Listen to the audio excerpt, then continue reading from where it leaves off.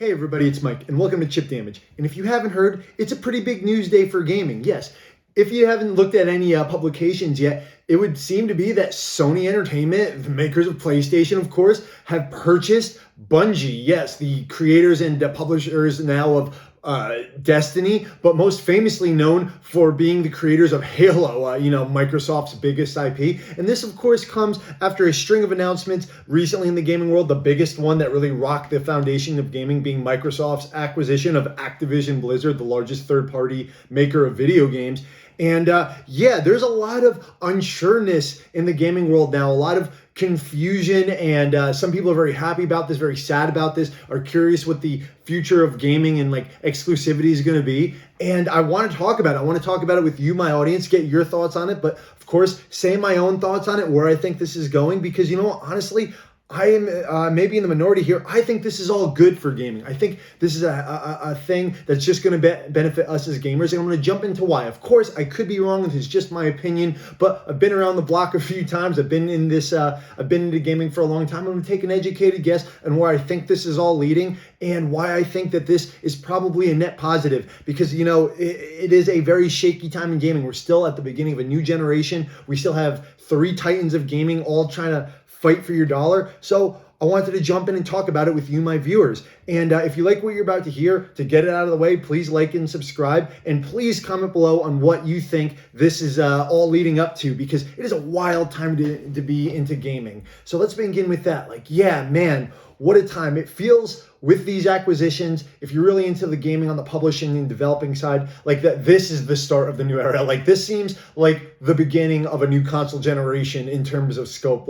Everything is just so wild, and what is going to happen, and there's a lot of questions. It feels comparable to when the Xbox Series X and PlayStation 5 were announced, what's going to be better, what's going to be bigger, what to look forward to, what capabilities do they have, because Activision Blizzard, let's start with that, with the recent acquisition of Microsoft of Activision Blizzard. So just to set the groundwork, if you don't know, Activision Blizzard, that's actually one company. A lot of people don't even realize that if you're not too into the developing side. Activision, the most famously well known for being the creators of Call of Duty, which is one of the largest gaming franchises in the world. I think only surpassed recently by things like Fortnite and Minecraft. Is now under the banner of Microsoft. And it was obviously been multi-platform for years and years, and been huge on both consoles, and originally more associated with Xbox back in the day. Call of Duty 2 mainline was a huge Xbox 360 title. But now that is a Microsoft brand, Activision. And Blizzard, of course, most well known for their numerous PC titles that have been more recently coming to console, but mostly, World of Warcraft, one of the first really big hits in the MMO world after things like EverQuest, but still after 15, 16 years, a huge MMO titan, and StarCraft, as well as titles like Overwatch and Diablo, huge titles, have now been brought under the Microsoft gaming umbrella, and that is just massive.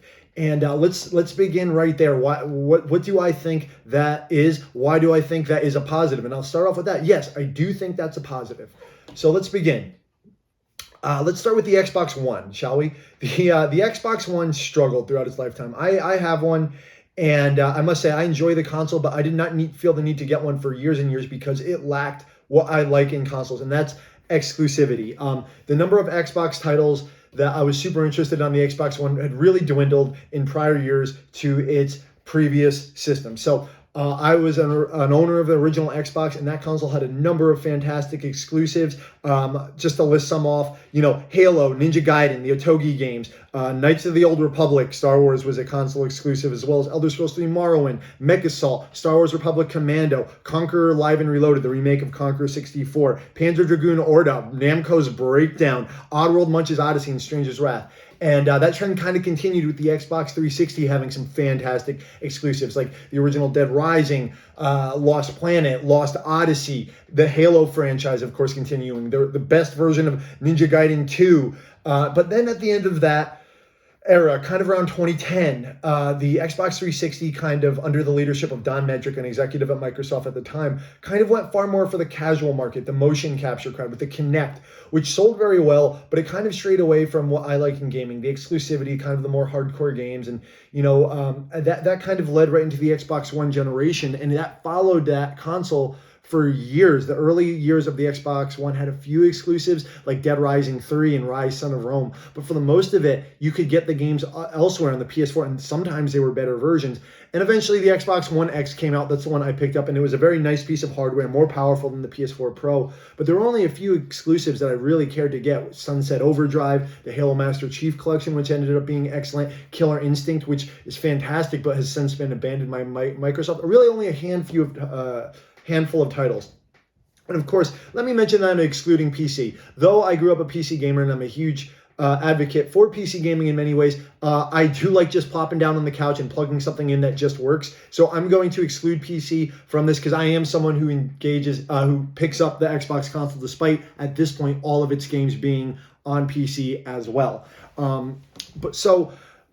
Going into the Xbox Series X, while I think the piece of hardware itself is fantastic, a very powerful machine, got a bit more juice under the hood than even the PS5, marginally. Not that it's super big difference, but it is at the end of the day a little bit more powerful. It still didn't have a lot of exclusives, and given that Halo Infinite has already led me to want to get one of those consoles because that game is turning out to be really great, especially from what I hear. Not perfect, but much better than Halo 5.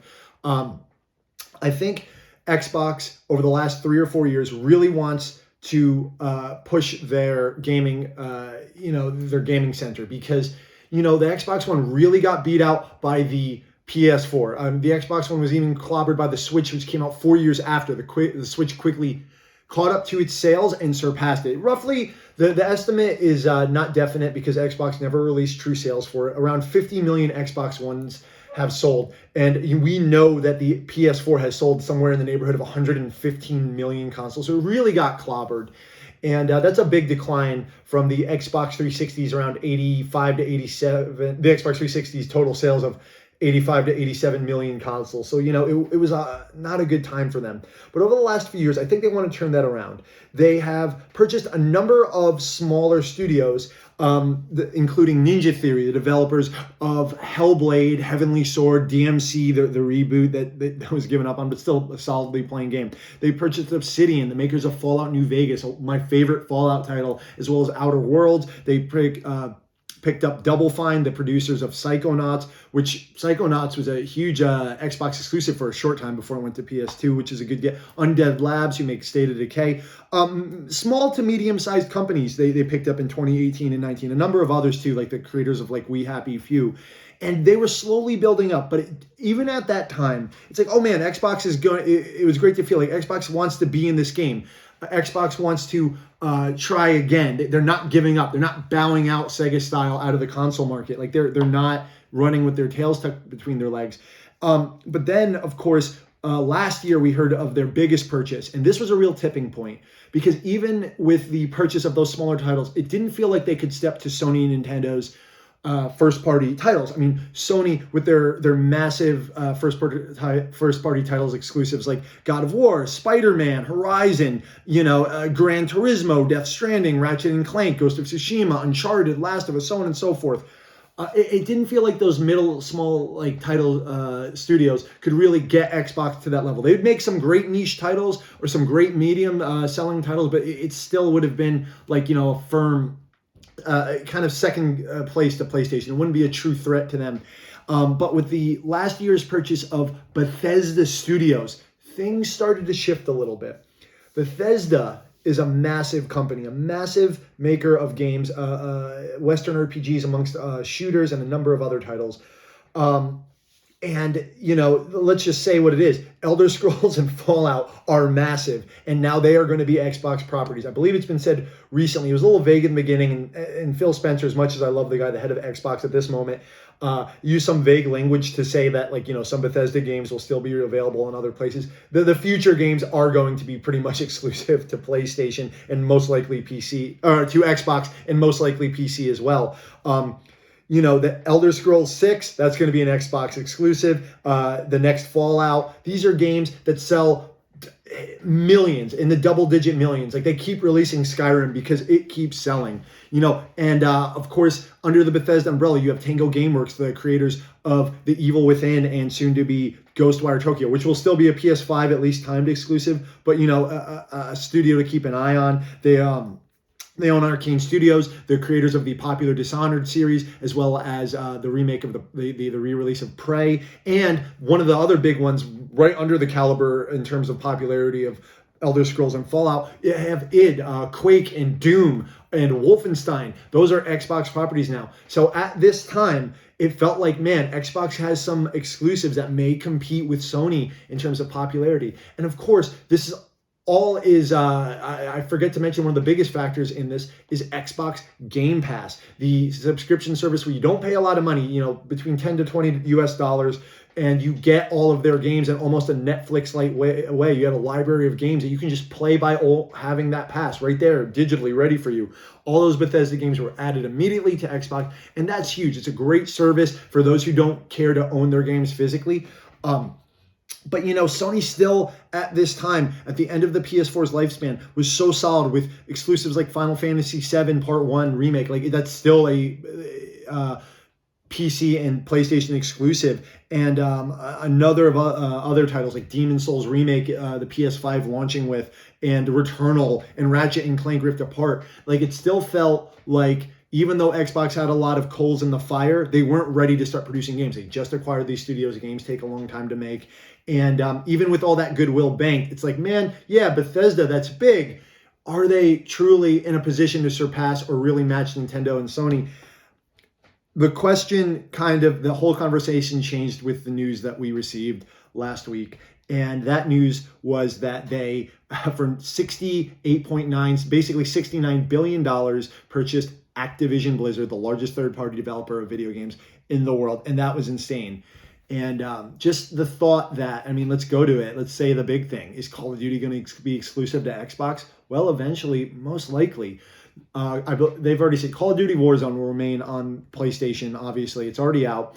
And the deal for Xbox acquiring Activision Blizzard does not solidify until at least the middle of next year. So this year's new Call of Duty will obviously be on PlayStation, and the year after that most likely will also be on PlayStation. But after that, you're going to have to get a PC or Xbox probably to play Call of Duty. Now, I have no horse in that race. I'm not a Call of Duty player, but there are plenty of people, and I'm sure as gamers, you all know them, who only pick up Call of Duty every year, and that's the only game they play. That's a large part of the casual market. It's a huge franchise.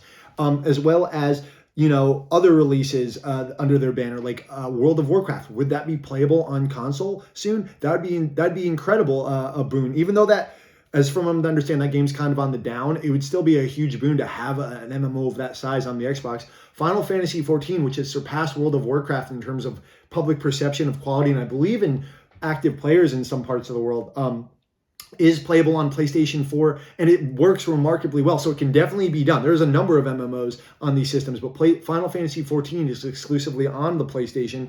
And so World of Warcraft being brought to Xbox to compete with it is certainly a possibility. The new Overwatch 2, most likely going to be a PC Xbox exclusive. Anything to do with the StarCraft or Diablo franchise coming. There are RTSs on console, and you could hook a keyboard and mouse up to the Xbox real easily to make it even more accessible.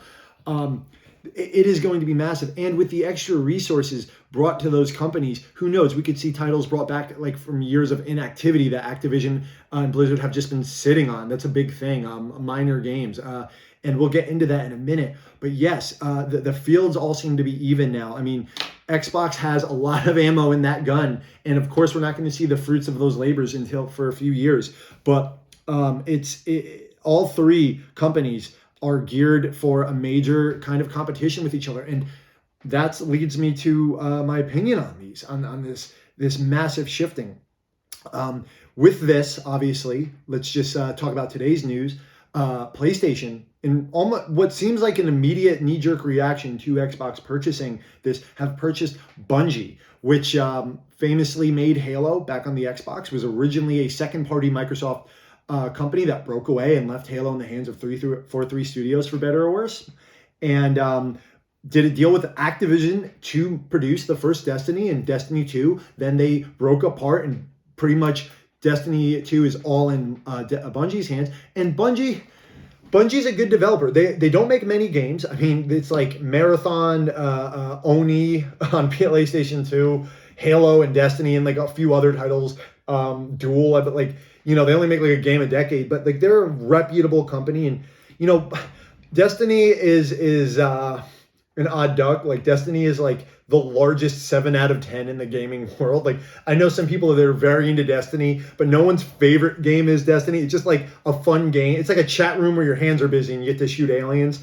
But it's fairly big, and for that to whatever Sony does with that franchise in the future, like a Destiny 3 or whatever Bungie's next project is going to be, it's going to be, regardless of what they say of like, oh, we want to bring it to as many people as possible, there's a solid chance that will be Xbox or Sony exclusive. And I think that's a good thing too. And let's talk about that. Let's jump into why I think all of this, all these large companies buying middle-sized companies or big publishers is a good thing, because there's a lot of discourse over this. I keep hearing the word monopoly thrown around. Well, let's talk about that. There are so many big game companies out there, and there's many middle-sized ones and tons of indie developers.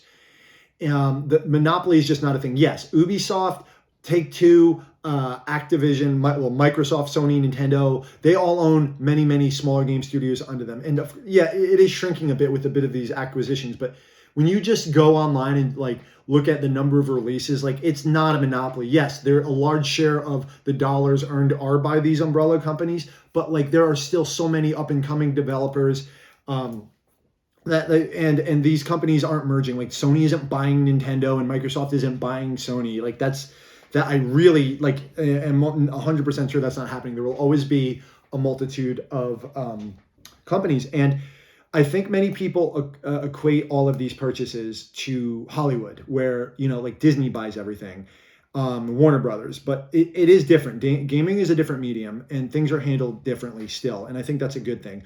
I myself am not a fan of Disney buying Marvel and Star Wars and Fox. I actively think it has hurt those IPs in some ways by homogenizing them. I'm not a huge fan, and it trickles down. Like Marvel comics, like the movies are fun, but if you're someone who grew up reading Marvel comics, the comics have changed ever since the acquisition by Disney through a trickle down effect. Same with like, Star Wars has a different flavor with Disney, and it's not a low budget flavor. It's just kind of a, it's that Disney way. And I think people are afraid of that. I think they're afraid of, since all these big companies own all these middle-sized third-party publishers, like, do they influence them negatively? Like, are things going to change?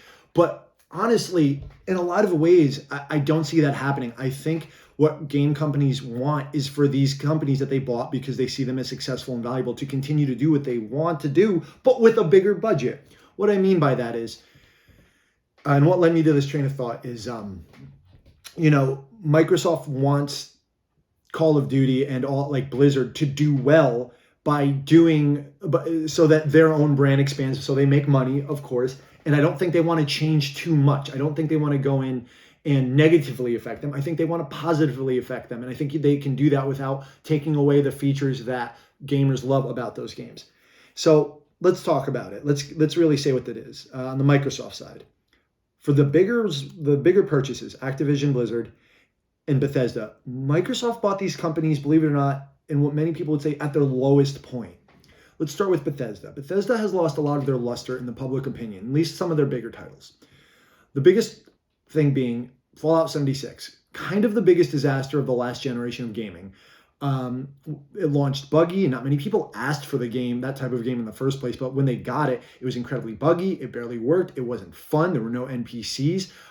There was like lousy practices with passes. The collector's edition came with a lousy bat. Like there was false advertising. The GameStop special edition of the game came with a helmet that had mold in it that could make people really sick. It was like one of the most botched launches in history, and it kept tumbling. I heard there's like a steady player base now, but it'll never shake that stink off. Fallout 4, while a great seller, in the eyes of many Fallout fans, was not a big enough step up after prior Fallout games like New Vegas and 3 was kind of more of the same. Same with Skyrim. Skyrim keeps selling, but in the eyes of fans, after Fallout 3 and Oblivion, it kind of stripped some of the features away that people like the most. It was kind of more of a mass market appeal game. But Bethesda had some weird things going. The most recent Wolfenstein: The New Blood was not well received, despite the first two being excellent. I love those games.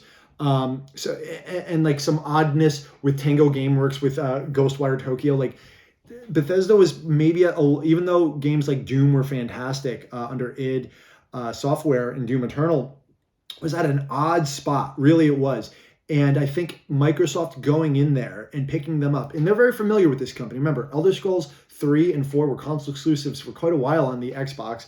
Elder Scrolls 4 eventually coming to PlayStation 3, but they always kind of ran better and came out first on the 360 and so on and so forth. Same with Fallout.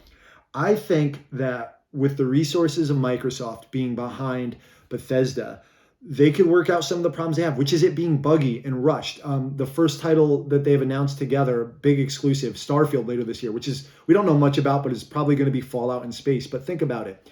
With the extra resources of Microsoft and them Microsoft wanting to enhance their public image in the gaming world, maybe things will be better. They'll have money to hire more debuggers and coders and get a damn new engine and spread these projects out a little better. I mean, Elder Scrolls 6, it's been 10 years since Elder Scrolls 5, and the game was announced 3-4 years ago.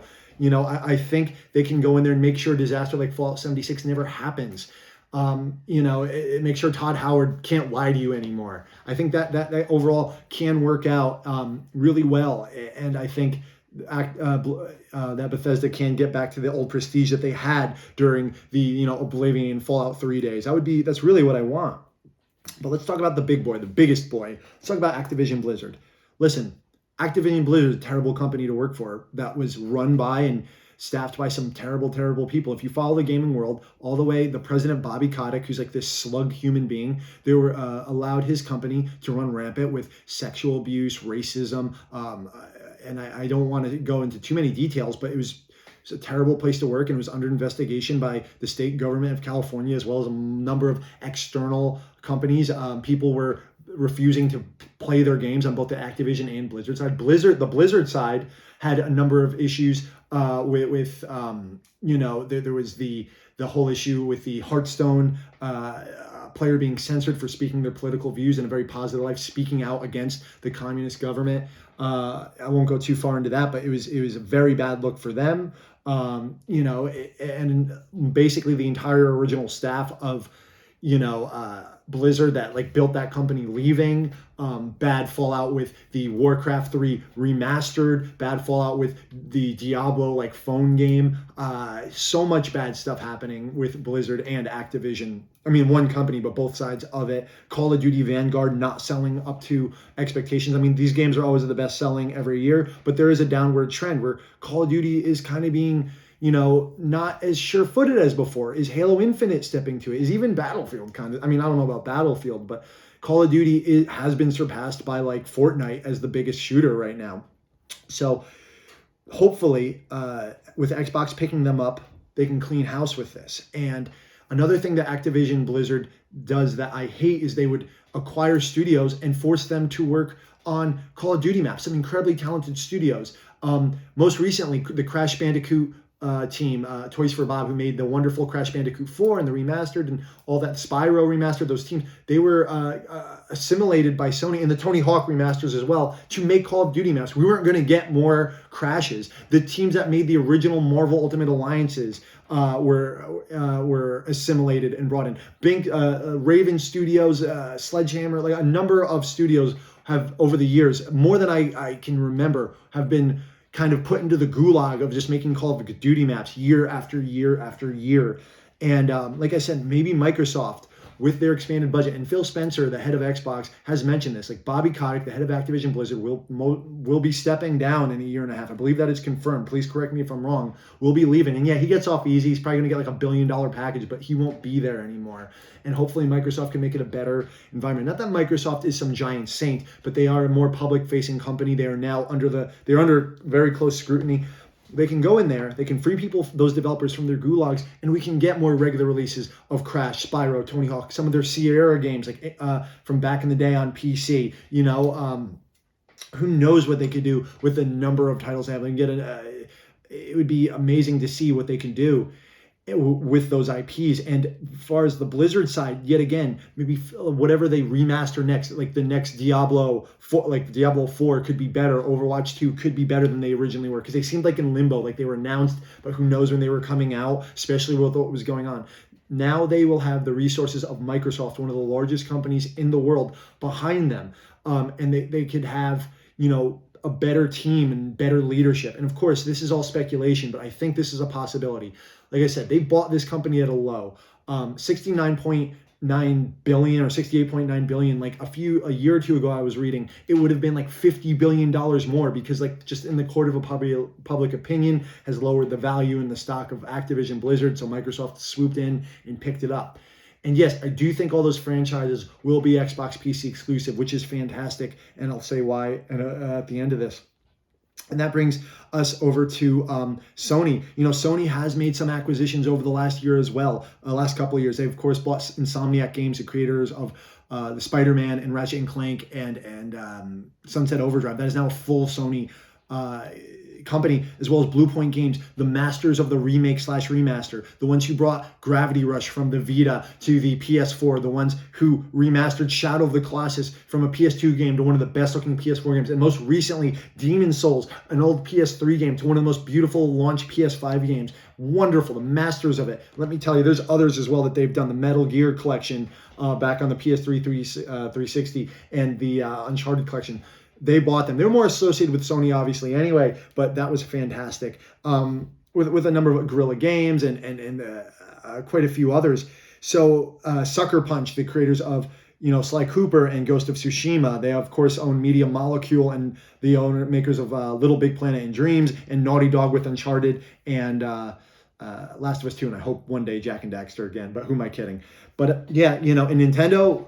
I leave them out of this conversation because they're always sitting pretty. Nintendo is Nintendo, and they're going to be Nintendo. They have all the first parties that they're ever going to need. They pick up a few others like Camelot, here and there, but Nintendo's got, Mario, Zelda, Smash Brothers, Metroid, Kirby, Donkey Kong, Fire Emblem. They're good. They make their own games, but why?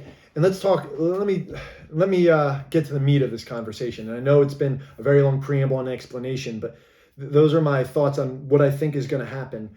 Why I think this is good for gaming as a whole. Well, my favorite era in video games, someone who collects games from pretty much the beginning of gaming up until now. I love both modern and retro and older games. I love PC and I love consoles. One thing, my favorite era, that I must say, is probably what most people consider the sixth generation of gaming. And I believe those are best exemplified by the games that have been sitting around me since the beginning of this video. The Xbox, the PS2, and the GameCube versions of Soul Calibur 2. Why do I have these? Well, first off, Soul Calibur 2 is my favorite 3D fighting game of all time, so I have multiple versions. But these came out, and they were each had an exclusive character in them that was only in their version. Xbox had the Spawn exclusively, the comic book character Spawn for some reason. The PlayStation 2 version had Heihachi, the main character / hero villain of Tekken for theirs. And GameCube most famously had Link from The Legend of Zelda playable. And these kind of exemplify my favorite thing about that generation of consoles. My favorite era, the PlayStation 2, GameCube, Xbox era, had such diversity amongst its three consoles, and they were in fierce competition. Now, the PlayStation 2 outsold the other two 6-1, 157 million to the 24 million Xboxes and 22 million GameCubes. But in the court of kind of public opinion, and as a collector, what I see in that generation was distinct, for lack of a better term, personalities amongst the systems. You have to think back. Like, each one of these consoles were comparable in power. Of course, the Xbox was the most powerful, followed by the GameCube, and the PS2 in last place. But they were each able to run ports of most of their games compared. There's a lot of third-party kind of spread amongst them. It wasn't uncommon to see a game across all three, like any sports title. But they had each a ton of exclusives and kind of aimed at a different market. But they were all competing. And I think we got some amazing games out of that generation that are franchises that are still running to this day. And I think that was all bred by each one of them trying to outdo each other in their own way, not trying to copy each other, but having a strong library of that. And yes, while I've heard that exclusivity is silly and console wars are stupid and you should get your game out to as many people as possible, that's how the developers can make money. But yeah, there is some truth in that, and I cannot deny that. But I think artistically, you get, and gameplay wise, you get the best games when you're in competition, when it's close, when there's competition between the three main console makers. And yet again, I have to leave PC out of this because this is more of a console war thing. I respect PC, but it's kind of always its own thing, right? And of course, they're merging a little bit, especially with Xbox PC, but I'm just strictly talking consoles here. I'm not someone who developed games. I've never been interested in that, and I do not have the talent for that. But I grew up an athlete, and I still consider myself competitive. I've trained my whole life for marathon running. I've run the New York Marathon and all this stuff. And I bring this up because I'm always pushed to do my best times in runs when I have someone right next to me during races. My training, I never hit the same times speed-wise as I do when I'm running right next to someone, when someone is pushing me to do my best. That little edge, that competitive edge, I think gives me the speed, the push that I need to go a little faster. And I think that is universal amongst any type of competition, including in the video game market. I think when you're a little bit scared of your competition, you're going to want to outdo them. You want to do better. You're not going to copy them. You're going to try to beat them your own way. And I think the PS2, GameCube, Xbox era, they were very distinct, but I think all three of those consoles are equally respected for what they did. So what am I talking about here? So of course, the PS2, the clear winner, just due to name brand popularity and the number of titles released and quality titles released, but still had very distinct feel to it. It had a ton of amazing Japanese developed games when Japan was still 50% of the gaming market that are legendary to this day. I mean, just going down the list, you had Final Fantasy X, Metal Gear Solid 3, the Devil May Cry series, Shadow of the Colossus and Ico, the Persona 3 and 4 games, Shin Megami Tensei Nocturne, Okami, Zone of the Enders. These were all PlayStation exclusives that were incredible, and that's really what they went for. There was series of games, like franchises that came out during that time. They're still running strong today. It wasn't just one game back then. It'd be it was a God of War 1 and 2, Ratchet and Clank. It was three of them. The Jack and Daxter games, Ratchet and Clank, Sly Cooper. Those were all exclusives and kind of built like a PlayStation empire, and they were all great. And that was on the weakest console, with the only one with 2 controller ports, with not great online, very early online. You had to buy an adapter, but the library was distinct and fantastic and huge. Like the PS2 library is like the biggest gaming library, but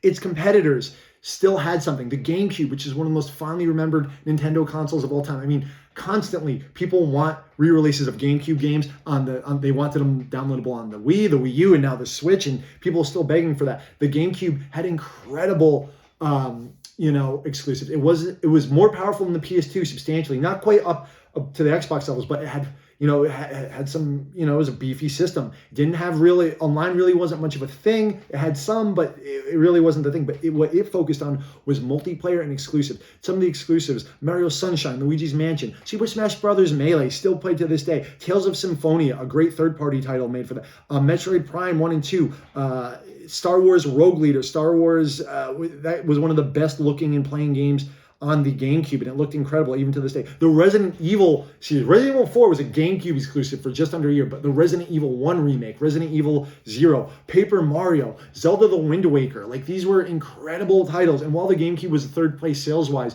no one could ever debate its quality. Some of it, and some of these its games would go on to be, a lot of these games are not exclusive anymore to these consoles. You can get Devil May Cry on anything now, but at the time, these were all exclusives, so keep that in mind. And GameCube just, it killed it, man. I'll tell you, even though it was that little purple lunchbox that could. And even Microsoft's Xbox. Most people say, Xbox has always been, the Halo box. Then it became the Xbox Gears Forza. But back in the day, like I mentioned before, the original Xbox, beefy system, the one with the good online, the first system with really working online for a console. And you did have, of course, Halo and Halo 2, but you also had Japanese titles like Dead or Alive 3 and Dead or Alive Ultimate and Ninja Gaiden Black, and you had Otogi 1 and 2, which really were a starting point for like the Souls games. If you don't know, they're niche titles, but they're getting more traction now and very sought after. Star Wars, and they had games that could only run on Xbox for console, like Elder Scrolls Morrowind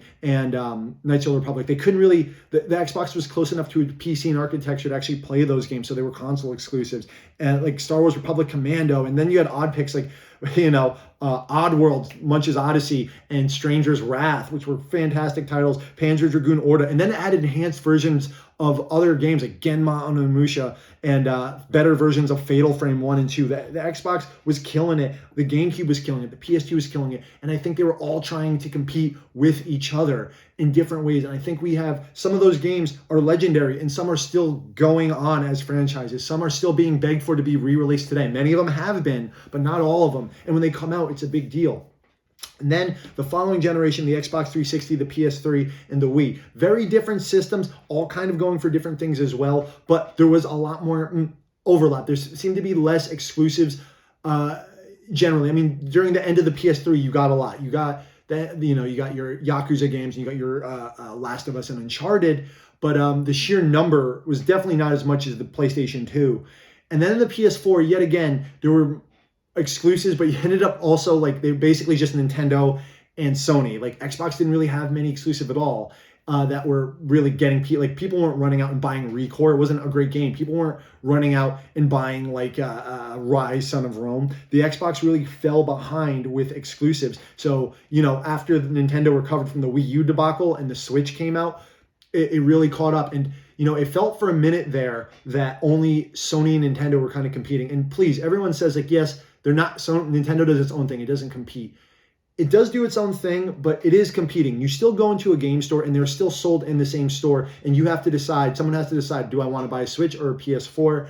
And which games do I want to buy? Because money's finite. They are competitors regardless. They just go about it in a different way. They just have different tactics in order to get the money that you allocate for gaming, for your gaming budget. And it felt like Xbox was falling behind, and that would stink in my book if there was only like Sony and Microsoft. Like I want there to be at least 3 big boys in the room because it's more fun that way. There's a drama. They're still going to all fight for your dollar in different ways. Xbox isn't going to do what Nintendo does. It's not going to do what Sony does.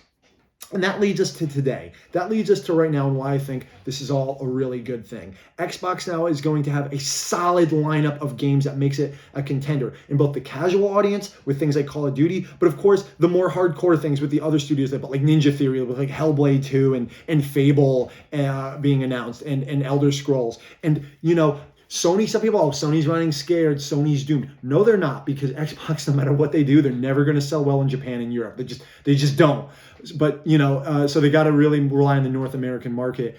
And, they'll draw in more people for sure in those countries if Call of Duty and, Blizzard games become exclusive, absolutely. But, Sony will do just fine. And Sony is not hurting for exclusives. Like I said, they own God of War, Spider-Man, Horizon, the Knights of the Old Republic, remake. Final Fantasy 16 is at least a timed exclusive. It might be a permanent exclusive. Gran Turismo, whatever Hideo Kojima does next with like Death Stranding, Blue Point Games, Ratchet and Clank, Ghost of Tsushima, whatever they do with that, whatever Naughty Dog is doing next. Persona in particular, even though Shin Megami is multi-plat, particularly Nintendo Persona, I believe there's a deal to only be released like mainline Persona on PlayStation, and that's a huge deal. So like they're going to be fine. And with the purchase of Bungie, you're probably going to get a big first-person shooter, which is what they're lacking. There used to be a ton of PlayStation first-person shooters like SOCOM and MAG and Killzone. They weren't great. They were never of Halo caliber, but they were fairly popular. And now they're probably going to get their big shooter. So they're sticking in. I love that. I like that they snap back. You see, this competition drives it well. Bungie now is going to have Sony behind them, backing them. And of course, there's always this possibility that they're going to have corporate overlords bearing down on them, and that's no good. But I don't think Sony bought Bungie so that Bungie can make a mediocre game because they were overly restricted. And I believe they were retaining a lot of their freedom as a publisher and creator, which was reported in the news after the acquisition. So, and Nintendo, like I said, Nintendo is going to be good no matter what, man. They own Pokemon. They own the largest IP in the world. If it was just a console that sold Pokemon games and Mario games, they would be fine. and with their portability, they don't need high definition graphics. It's like, yeah, it's not great online. It doesn't look the best, but you could take it to get an oil change or a doctor's appointment, and that's bigger than you might think. I mean, I use that damn Switch all the time. But as someone who truly loves gaming and loves all the consoles and PC, I don't want it to be homogenized. Like, yes, if everything was on everything, I just think the competitive edge would be lost. And yes, that does exclude some people because not everybody is in a privileged position. I am blessed and very lucky to be able to afford the games that I have and to be able to engage in all the platforms and pick them up and PC. And I'm sorry for the people who can't. But I think that even if you can only afford one, now, regardless of which three you get, you're not buying a dud. If you get a PlayStation, Xbox, or Switch, and of course PC, you're going to do fine. You're going to have a great console with a ton of exclusives. You're just going to have to tailor and take an educated best guess at which one you should buy based on your interest. If you like Western games, if you like Western RPGs, definitely go with an Xbox. You have Bethesda and you have Blizzard and you have Obsidian. You're going to have good Western RPGs and Fable on your Xbox. Go with that. If you like more cinematic games or Japanese games, if you like JRPGs or Spider-Man, go with PlayStation. That's it. I wouldn't be surprised if they're buying From Software next and the Souls games are going to be there, and Final Fantasy and Dragon Quest, they're not being bought by Microsoft. It's almost impossible for a Japanese company to be purchased by an American company. You're going to go with Sony. So, that's just what's going to be. And if you're going to get a Nintendo console, they're not going anywhere. If you like Mario, Pokemon, and Zelda, and let's be real, you probably like one of those, or Donkey Kong, or Smash Brothers, or what have you, get a Switch. And I love that. I love that all three are now lined up to be amazing. I was so worried about Xbox falling out of the race and it being a two-party show. Like, Xbox is just going to do Game Pass on like PC. That's it. They won't be a brand. It won't be hardware. They want you. And some people say like, there's this thought that Xbox will still allow some games to be on other consoles. Yeah, possibly, but they want you really on their ecosystem. They want you on Game Pass. Yes. And that maybe Game Pass goes to the other things, but really they want you also to do that on a PC or a Xbox. Like they want you to have one of those too. And if they have all of this, the money that they would get from like licensing to Sony and Nintendo doesn't seem to matter. Like they probably wouldn't need it anymore. It'd be incomparable. Like, oh no, now they need to buy an Xbox and PC to use Game Pass. I see that happening. And I was worried about them falling behind, but now they're ready to go. They're ready to compete with Nintendo and Microsoft. We're going to have the three-way battle. It's always been fun. It's been years. I love that all three have been able to stick in there for 20 years. And that's really how long it's been. The GameCube and the Xbox was the last big console competitor to enter the scene in November 2001. So 21 years almost, just passing 20. And, game console companies used to go out all the time. Sega was the most famous one. But there was Hudson with the TurboGrafx and the 3DO and Atari. They all dropped out of the console market, and it was whittled down to kind of three. And I don't want it to be less than that because let's be real. Stadia ain't going to be there's probably never going to be a fourth, right? Or if it is, Amazon, Google, I don't know.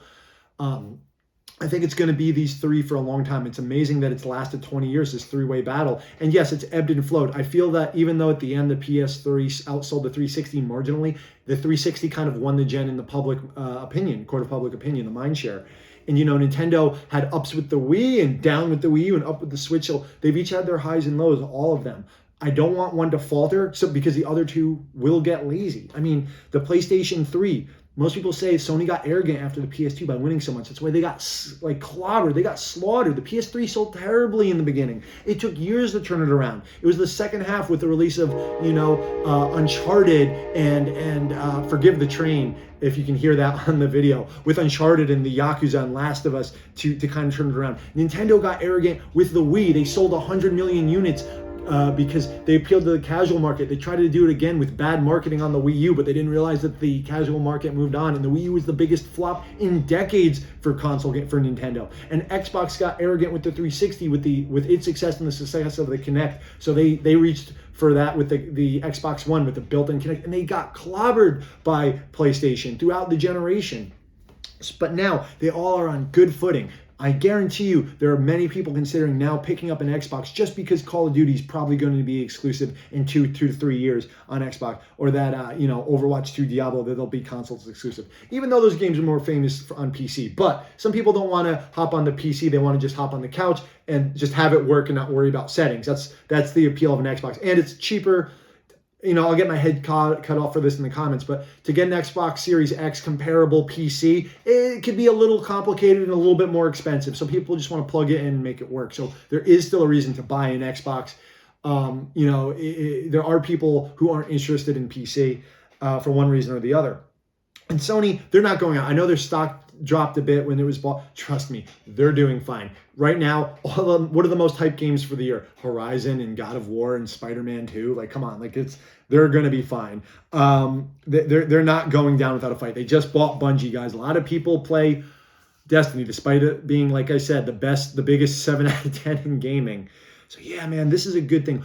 And they're fighting for us. They're fighting for our attention and for our dollar. And they're going to keep trying to undercut each other. Like, maybe, who knows? Like, there's rumors Sony comes out with their own Game Pass with PS1, 2, 3, and 4 titles. That'd be incredible. And watch, it'll be like $1 cheaper than Xbox. So that Microsoft has to lower the price or get more titles on their Game Pass. And then Nintendo has to increase their terrible online service. You want them, you don't want them to get arrogant. You want them to fight for your attention, because when one gets too far ahead, that's when they fall next. I don't want that. I want them all kind of scared of each other. And right now, they're definitely all kind of scared of each other. Even though Xbox has those big IPs, there's a lot of ground to catch up on Sony. And, Nintendo just keeps selling the Switch. No matter what, that console just sells like the best every month, because you can't get a Series X or PS5. So Nintendo's taking advantage of that. And now Sony can't be too arrogant, because they know that Microsoft has some serious exclusives. It's not just Gears, Forza, Halo right now. By the way, new Forza is excellent if you haven't played it. I'm not even much of a racing guy, but great game.